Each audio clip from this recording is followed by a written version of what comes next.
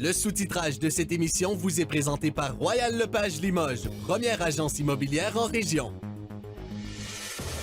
Trop forte concentration d'arsenic dans de la neige souillée retrouvée à Rouyn-Noranda.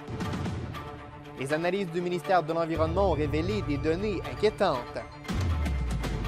De nombreux employés de soutien du milieu scolaire songent à démissionner en Abitibi-Témiscamingue. Le gouvernement semble faire un peu la sourde oreille sur ces enjeux-là. L'expression « on frappe le mur », malheureusement, on le frappe. Et la rivière Aricana cause des inondations à Amos.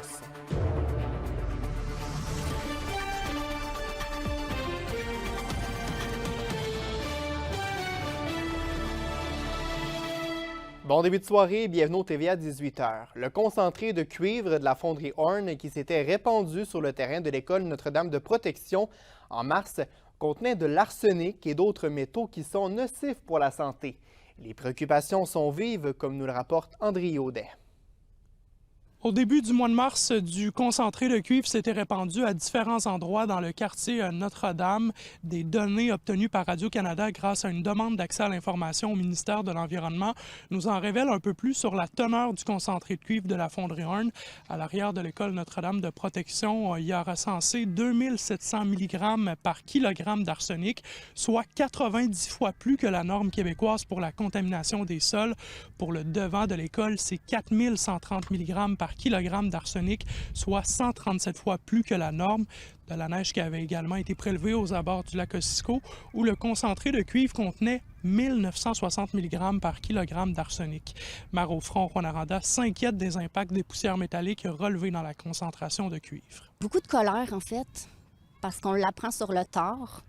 Nos enfants auraient peut-être pu être protégés, ils auraient peut-être pu, déjà au moment où cet emportement éolien-là a eu lieu, peut-être qu'on aurait pu aviser les gens de « sortez pas dehors pour l'instant » ou de prendre des précautions. Et ce principe-là, le principe de précaution, semble complètement occulté là, de la tête de nos dirigeants et ça nous fait juste paniquer. Là.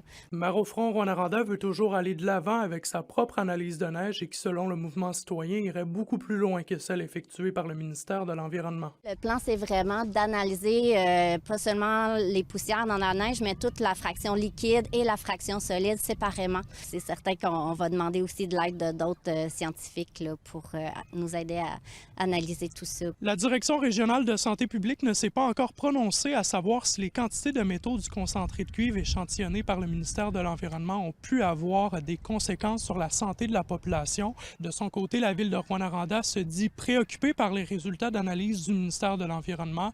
La mairesse se demande si tout a été mis en place pour protéger la santé de la population et exige des réponses claires tant de la fonderie Horn, mais aussi de la santé publique et du ministère de l'Environnement. La fonderie a d'ailleurs réagi à la nouvelle en fin de journée. La compagnie se dit sensible aux préoccupations que les résultats ont pu engendrer chez certains citoyens. La fonderie Horn veut tempérer l'information qui a été rendue publique dans les médias et la qualifie d'anxiogène. La neige analysée a été fondue pour en retirer l'eau. On voulait garder seulement les poussières résiduelles. Ce procédé a donc créé un échantillon très concentré de poussière selon la fonderie. La méthodologie ne permet donc pas de scientifiquement comparer ces résultats aux limites prescrites pour les sols, toujours d'après la compagnie. Le Centre de services scolaires de Rouyn-Noranda a lui aussi réagi concernant cette neige contaminée. La direction se dit préoccupée par la situation. Elle compte interpeller la Direction régionale de la santé publique, le ministère de l'Environnement, l'administratrice d'État en charge du dossier de la fonderie Horn et le député caquiste Daniel Bernard. Son but, s'assurer de la sécurité des élèves. Le centre, d'ailleurs, appelle les parents à contacter la santé publique s'ils ont des questions ou encore des préoccupations. Vous voyez les coordonnées qui s'affichent au bas de l'écran. D'ailleurs, ces données concernant la quantité d'arsenic, notamment retrouvée dans la neige, ont fait réagir jusqu'à l'Assemblée nationale. Plus tôt en journée, les partis d'opposition ont livré leurs impressions.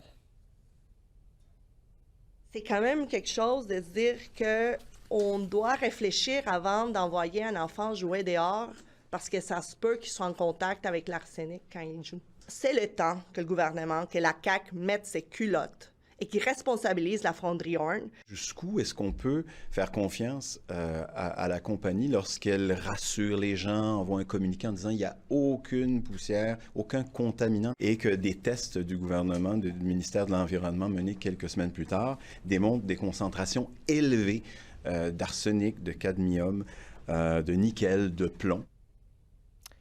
On change de dossier, toujours concernant la fonderie. Suite à son investigation préliminaire, la CNESST va finalement mener une enquête avec l'accident de travail qui est survenu dans la nuit de jeudi à vendredi. Un des 2 travailleurs impliqués dans l'accident avait dû être transporté d'urgence dans un centre hospitalier de Montréal. L'organisme gouvernemental affirme par courriel que le processus d'enquête sera rigoureux. Les enquêteurs auront pour mission d'assigner, de recueillir, de vérifier, d'analyser les faits pour arriver à bien cerner les causes de l'accident. Des recommandations seront également émises et rendues publiques suite à cette enquête pour que ce genre d'accident ne se reproduise plus. Surchargé, épuisé et victime de violences. C'est le constat qui ressort d'un sondage mené auprès du personnel de soutien scolaire de la région. Les centres de services scolaires du Lac-Abitibi et Arikana sont visés par ces données. Plus de détails avec Mélissa Aubert. Ils aiment leur emploi, ils l'aiment vraiment, mais malheureusement, les conditions actuelles font que souvent, ils songent à quitter leur emploi. 41% du personnel de soutien a envisagé de quitter leur emploi dans les 6 derniers mois au centre de service scolaire du Lac-Abitibi, selon le sondage du secteur scolaire de la Fédération des employés et employés de services publics. Le chiffre s'élève à 35% pour le centre d'Arikana.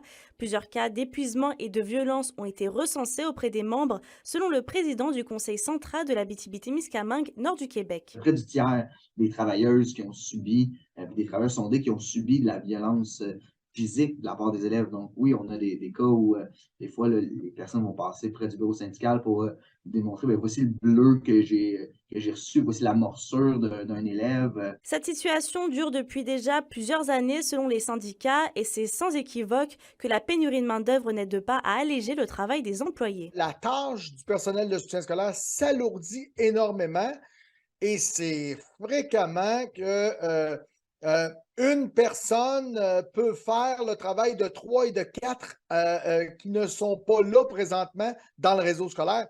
Et ça, ben, les gens sont à bout de souffle, très clairement. Des pistes de solutions sont déjà sur la table des négociations pour le renouvellement de la convention collective. On parle de ratio pour les élèves, mais également de prévention pour contrer la violence dans les écoles. On veut travailler la prévention. Parce qu'on ne pourra jamais contrer la violence si on ne travaille pas la prévention. Et nos techniciens en éducation spécialisée, ben, ils n'ont pas d'heure. Moi, là, dans mon personnel, là, il y a plus de 60% de mes membres qui sont précaires. Alors, moi, une TES qui fait 20 heures, 25 heures, ben, elle peut pas. Elle ne fait qu'éteindre des feux. Les centres de services scolaires Arikana et Lac-Abitibi n'ont pas voulu commenter en raison des négociations. D'ailleurs, la prochaine rencontre entre le gouvernement et la Fédération des employés et des employés du service public va être mardi et mercredi prochain. Mélissa Aubert pour RNC Nouvelles. On rapporte de terribles inondations partout au Québec et des sinistrés qui vont devoir se relever. Dans notre région, toutefois, on n'en est pas là, mais on rapporte quand même certaines inondations mineures. C'est le cas à Amos, où la rivière Arikana est sortie de son lit dans les derniers jours. Johan, il faut dire par contre que les citoyens ne semblent pas trop dérangés par ce débordement. Non, parce que c'est une situation qui revient année après année. Donc, les gens ont simplement appris à vivre avec. Là où il peut y avoir des impacts, c'est au niveau des commerçants, qui, avec la rue principale notamment, qui est fermée là, sur une partie à Amos, les clients doivent prendre des détours pour se rendre à destination chez les commerçants qu'ils veulent fréquenter. On a discuté d'ailleurs là-bas avec Marc Paquin et Lucie Robert, qui ont des commerces justement dans le secteur où la rue principale est fermée. Ce qu'il nous disait cependant, c'est qu'à l'exception d'une petite baisse de clients, il n'y a pas vraiment de problèmes dramatiques là, qui peuvent être soulevés. On a même un livreur là, d'un restaurant qui s'est arrêté pour nous dire c'est comme ça à chaque année. Donc vraiment, là, rien de dramatique, là, comme je le disais, du côté d'Amos. Des impacts, oui, qui se font ressentir, là, mais rien de trop majeur. C'est sûr qu'au niveau commerce, oui, ça peut autant nuire à moi, à Marc, la cordonnerie, ou, tu sais, Mme Nord-Ouest, Thibault Automobile, parce que, regarde, il n'y a pas personne qui passe en avant. Mais, tu sais, ça fait partie de la vie comme telle à tous les printemps. monter autant, bien, comme je disais tantôt, c'est jamais pareil. Et vous l'avez entendu, là, ce qui va changer d'année en année, c'est plutôt le niveau de l'eau qui, des fois, est plus important et menace donc certains bâtiments. Sauf que le maire Sébastien Dastou me mentionnait plus tôt aujourd'hui que dans les 15 dernières années, c'est arrivé seulement à 2 occasions où le niveau de l'eau a été inquiétant, où on a dû endiguer, même là, on pense à 2019 certainement. Le reste du temps, bien, c'est comme cette année. C'est une situation qui se contient assez bien. Donc, Sébastien Dastou assure également, oui, que la Ville met tout en place, fait les efforts pour s'assurer que les bâtiments ne soient pas mis à risque. Ce qu'il demande, par contre, c'est de faire attention. Il demande aux citoyens là, de ne pas faire exprès pour passer là, directement dans les secteurs où les rues sont submergées. Il faut quand même faire attention parce que, bon, on ne sait jamais sur qu'est-ce qu'on peut frapper quand on passe dans une nappe d'eau qui est de plusieurs centimètres de hauteur. Ça use aussi la chaussée plus rapidement.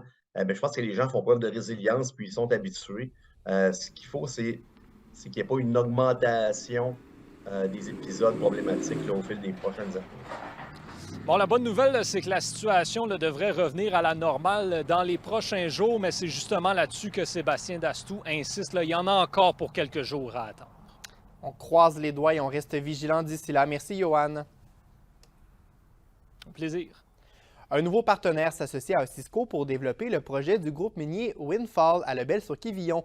L'une des plus grosses minières au monde, la sud-africaine Goldfields, annonce qu'elle injecte 600 millions de dollars pour l'acquisition de la moitié de sa participation au développement de l'entreprise. Selon une communication de la minière Osisko, le coût d'acquisition payé par Goldfields, son engagement d'exploration et sa contribution aux dépenses préalables à la construction et aux dépenses en immobilisation du projet représenterait ultimement un investissement de 1,2 milliard de dollars. Windfall pourrait être exploité pendant 10 ans et créer près de 700 emplois dans le nord du Québec. Ce que ça nous dit comme message, c'est qu'ils croient énormément au potentiel régional de trouver d'autres dépôts et c'est pour ça qu'ils font cet investissement-là. Donc, c'est un engagement à long terme qu'ils prennent au Québec. Donc, c'est une grosse nouvelle en soi. On rappellera que c'est parmi probablement les 5 plus gros producteurs aurifères au monde. Et ils choisissent, le Québec, ils choisissent Osisko comme partenaire pour avancer dans cette aventure. Maintenant, le programme des billets à 500 $ pour le transport aérien régional bat de l'aile près d'un an après son lancement. En date d'aujourd'hui, il y a 36 535 billets qui ont été vendus. Ça représente environ 37 % des billets qui ont été mis à la disposition des voyageurs. Le Parti québécois a une fois de plus interpellé le gouvernement Legault. Le député des Îles de la Madeleine a de nouveau demandé à la ministre des Transports d'améliorer l'offre de vol dans les régions éloignées, comme l'Abitibi-Témiscamingue notamment. Et à la question du jour, on vous demandait, le gouvernement devrait-il s'impliquer davantage pour améliorer la desserte aérienne en région? Vous avez répondu oui à 83 %. La Sûreté du Québec demande l'aide du public pour retrouver Gabriel Montreuil, 32 ans, d'Amos. Il a été vu pour la dernière fois cette fin de semaine dernière à Amos. Il pourrait être vêtu d'un manteau noir, de bottes de travail, de jeans et d'une casquette noire. Ses proches ont des raisons de craindre pour sa santé et sa sécurité. La population de Palmarol, en Abitibi-Ouest, pourrait devoir dire adieu à son église. C'est que le faible achalandage et les déficits budgétaires liés à l'entretien du bâtiment pourraient pousser la fabrique à envisager la reconversion du lieu de culte. Anthony Dallaire. Êtes-vous peut-être inquiète là, de cette situation-là? Oui, vraiment. Je suis vraiment, je sais pas là, je suis abasourdi. Érigé après l'incendie de sa sœur en 1994 et troisième lieu de culte bâti à cet endroit, l'histoire de l'église de la communauté de Palmarol pourrait se terminer. Normalement, une fabrique va avoir des activités d'autofinancement qui n'ont pas pu être tenues dans les 2 dernières années. Fait que c'est sûr que là, on observe une variation dans le budget qui fait qu'ils sont en déficit. Une des particularités pour les fabriques, c'est la difficulté d'avoir accès à du financement. Comme l'Église est plutôt récente, malheureusement, ils ne sont pas admissibles à cette aide-là. Des réparations au toit et un entretien constant viennent alourdir les dépenses nécessaires. Pour l'instant, l'organisme responsable du bâtiment écarte la possibilité de vendre l'Église à la municipalité. À la MRC d'Abitibi-Ouest, on reconnaît le défi que pose ce changement au vu de la centralité du bâtiment. Au niveau de la reconversion d'église, là, c'est sûr qu'il y a un peu plus de porte qui s'ouvre, là, parce qu'on parle plutôt de mise en valeur du patrimoine bâti. Ce qui est important de garder en tête, c'est que ça répond vraiment aux besoins des différents milieux. Donc, je ne pense pas qu'il y ait de vision précise et claire.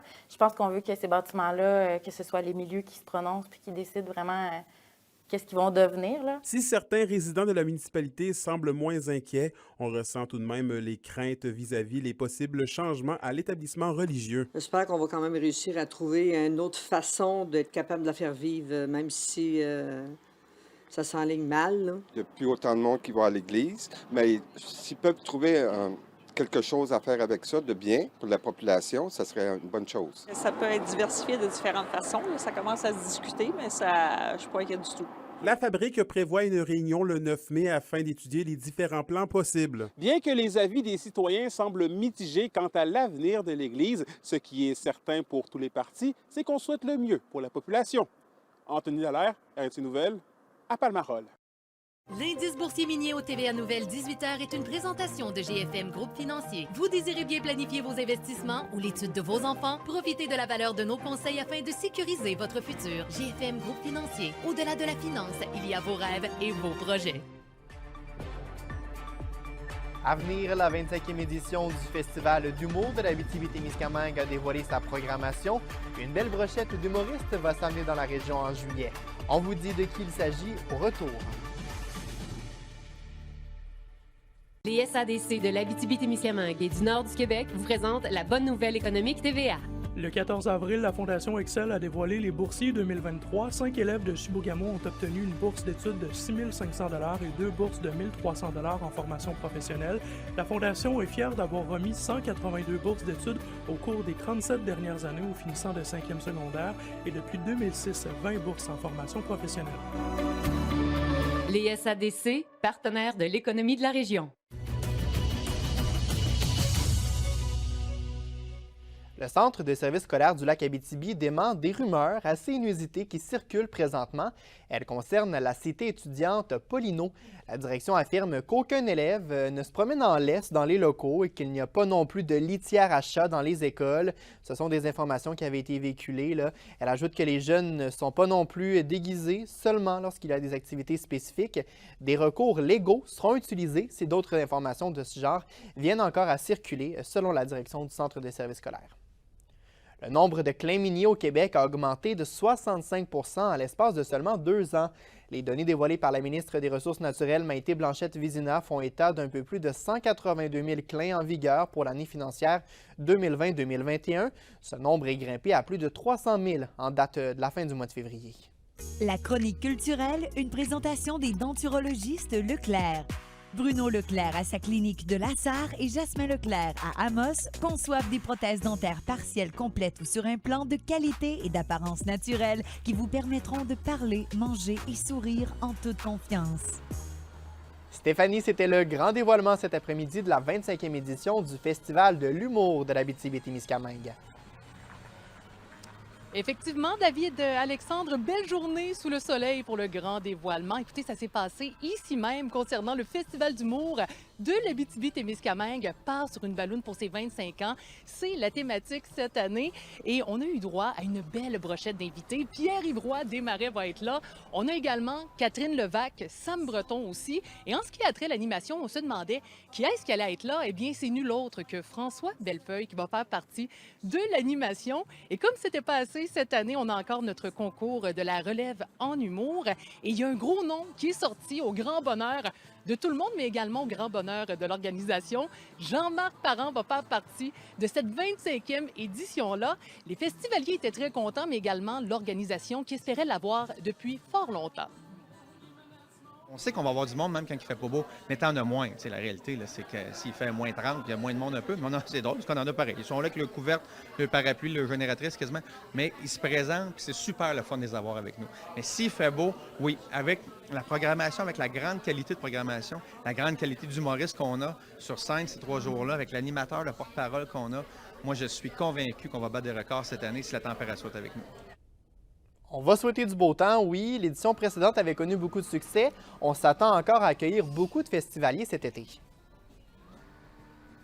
Beaucoup de festivaliers cet été. Et vous savez, quand on parle du Festival d'humour de l'Abitibi-Témiscamingue, on le sait que c'est un incontournable ici en région. Ça fait en sorte que les gens de la place adorent se donner rendez-vous, mais également les gens de l'extérieur.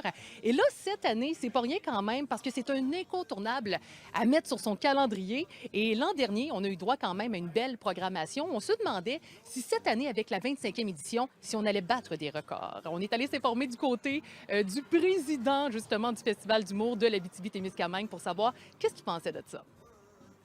Depuis 3 ans, j'en parlais à son agent en disant « Hey, les dates, mets-moi ça. » Ouais, il me disait tout le temps « Oui, oui. » Mais la réalité, c'est qu'à un moment donné, quand il y a une affaire à TV, bien là, ils ont des contrats, il y a des exclusivités, par exemple. Bien là, ils sont obligés de dire non. Fait que depuis 3 ans, je l'avais en tête. C'est lui que je voulais. Puis là, il me disait « Ouais, je serai disponible le 24. » Non, moi, c'est pour le 25e, tu sois là. Fait qu'on l'a travaillé comme ça, son agent et moi, puis on a réussi aujourd'hui. J'ai un super bon contact avec son agence, là, fait que ça a fonctionné. Fait que ça a été bien des émotions, mais surtout qu'ils finissent bien. Fait que je suis bien content du cheminement que ça a pris. On a aussi un petit avant-goût de ce qui nous attend pour le Festival d'humour émergent. Journée sous le signe de l'humour. David Alexandre, écoutez, ça n'arrête plus. De partout, on lance des programmations. Eh bien là, on a la confirmation concernant la Ligue nationale d'improvisation qui a confirmé son passage avec un match unique où est-ce que 6 improvisateurs et improvisatrices vont se joindre aux ligues régionales qui vont se rencontrer. On parle de Salomé Corbeau, Frédéric Barbouchi aussi vont être là pour se joindre de la partie. Pour les intéressés, ça va se dérouler la veille de l'ouverture officielle, c'est-à-dire le 28 juin au Théâtre du Cuivre de Rouyn-Noranda. Et si vous voulez avoir des billets, c'est très, très simple. Ils sont disponibles via la billetterie en ligne du Théâtre du Cuivre. Merci Stéphanie, à tantôt. À venir, 2 nouveaux visages s'amènent dans l'équipe des Foreurs de Val-d'Or. Des entraîneurs font leur arrivée. On en parle au sport. Après la pause, restez là.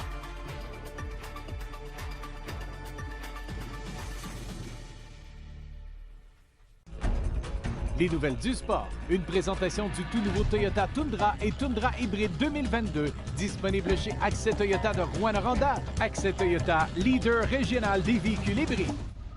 L'organisation des Foreurs de Val-d'Or ajoute 2 nouveaux membres à son personnel d'entraîneur. Yann Bouchard va agir à titre d'entraîneur des gardiens. Il a travaillé plus de 5 saisons avec les Forestiers d'Amos et 2 saisons avec les Huskies de Rouyn-Noranda. Alexandre Chénier, lui, sera le nouvel entraîneur des Habiletés. Il a été entraîneur-chef des Forestiers d'Amos pendant 5 saisons. La météo, une présentation de Nicole Auto de la Sarre. Avec la plus grande variété de camions en région, Nicole Auto de la Sarre, capitale régionale du pick-up. Stéphanie, plus ça change, plus c'est pareil. C'est le mauvais temps qui est à l'ordre du jour. Positif parce qu'on a des rayons de soleil qui s'amènent pour vendredi. En ce qui a trait là aujourd'hui, c'est-à-dire pour ce soir en Abitibi-Témiscamingue et au Témiscamingue, on a des nuages avec 5 degrés qui est prévu. Pour demain, on peut s'attendre à avoir des nuages avec 40 % de probabilité d'averse pour l'Abitibi, mais également pour le sud. Et un aperçu pour après-demain. Même chose pour l'Abitibi. Beau gros soleil avec un maximum de 17. Pour le Témiscamingue, on attend du soleil avec un maximum de 16 degrés. Je savais que vous étiez capable de trouver des bonnes nouvelles dans tout ça. Merci Stéphanie. Ça complète vos informations régionales. Merci d'avoir été avec nous. Pour d'autres nouvelles, rendez-vous au tvaabitibi.ca. Je vous retrouve demain midi. Excellente soirée.